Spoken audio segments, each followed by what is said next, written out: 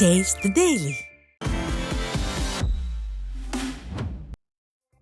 ராணிப்பேட்டை மாவட்டம் ஆற்காட்டில் 4ஆம் ஆண்டு பாலாற்று திருவிழா வெகு விமரிசையாக நடைபெற்றது. தமிழகத்தில் 222 கிலோமீட்டர் தூரம் பாய்ந்து ஓடும் பாலாற்றுக்கு மரியாதை செலுத்தும் வகையிலும் நீர்நிலையின் முக்கியத்துவம் குறித்த விழிப்புணர்வை ஏற்படுத்தும் வகையிலும் நடைபெற்ற விழாவில் ஏராளமானோர் பங்கேற்று பாலாற்று அன்னையை வழிபட்டனர்.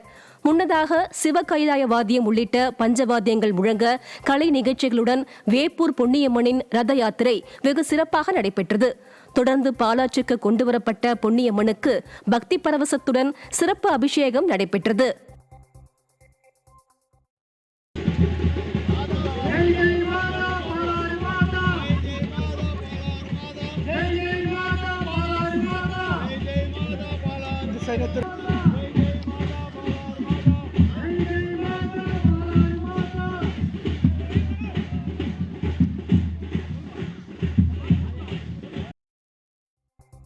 கன்னியாகுமரி மாவட்டம் நாகர்கோவில் அருகே மதுபோதையில் சகோதரர்கள் செய்த அட்ராசிட்டி தமிழக சட்ட ஒழுங்கு சீர்கெட்டுள்ளதை வெளிக்காட்டியது. பண்டாரத்தோப்பை சேர்ந்த மாற்றுத்திறனாளி அருண், அவரது தம்பி செல்வன் ஆகிய இருவர் சென்ற இருசக்கர வாகனத்தை கனரக வாகனம் ஒன்று இறச்சக்குளத்தில் உரசியபடி சென்றதாக கூறப்படுகிறது.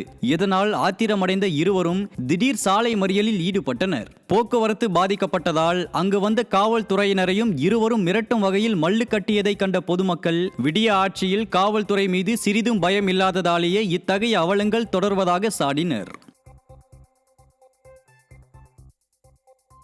விருதுநகர் மாவட்டம் ராஜபாளையத்தில் தனியார் நூற்பாலை கிடங்கில் ஏற்பட்ட தீ விபத்தால் பெருத்த சேதம் ஏற்பட்டது.